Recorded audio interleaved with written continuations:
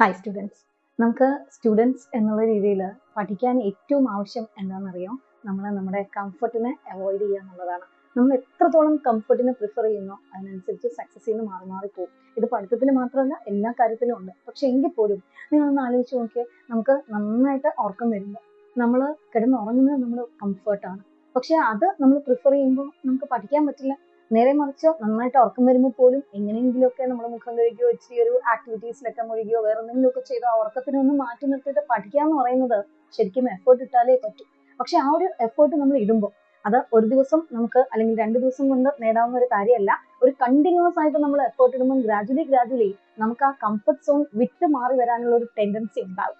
അങ്ങനെ ഒരു ടെൻഡൻസി വന്നു കഴിയുമ്പോൾ തന്നെ ഡെഫിനറ്റ് ആയിട്ടും നമ്മൾ സക്സസിലേക്ക് അടുക്കും. അത് ഞാൻ പറഞ്ഞതുപോലെ ഒരു എഫേർട്ട് ലെസ് ആയിട്ടുള്ള കാര്യമല്ല, നന്നായിട്ട് എഫേർട്ട് ഇടണം. കാരണം കംഫർട്ട് സോണിനെ പ്രിഫർ ചെയ്യാൻ എഫേർട്ട് ലെസ് ആണ്. കാരണം നമുക്ക് ഉറക്കം വരുമ്പോൾ ഉറങ്ങുക, അല്ലെങ്കിൽ നമുക്ക് ഇഷ്ടമുള്ള കാര്യങ്ങൾ ചെയ്യുക, അതിലേക്കൊരു ഇഷ്ടം, ആ ഇഷ്ടമുള്ളത് കൊണ്ട് തന്നെ നമ്മൾ അതിലേക്ക് കൂടുതൽ നമുക്ക് പോകാൻ എളുപ്പമാണ്. നേരെ മറിച്ച് ആ കംഫർട്ട് സോണിൽ നിന്ന് വിഡ്രോ ചെയ്ത് വന്നിട്ട് അതിനെതിരായിട്ട് ഒരു കാര്യം ചെയ്യാന്ന് പറയുന്നത് ഡെഫിനറ്റ് ആയിട്ട് നമ്മൾ ഹൈ എഫേർട്ട് കൊടുക്കേണ്ട ഒരു കാര്യമാണ്. പക്ഷെ അതിന്റെ ഒരു അവസ്ഥ എന്താണെന്നറിയോ? നമ്മൾ കണ്ടിന്യൂസ് ആയിട്ട് അങ്ങനെ ഒരു എഫേർട്ട് കൊടുത്താൽ ഗ്രാജുവലി സിസ്റ്റം അത് മനസ്സിലാക്കും.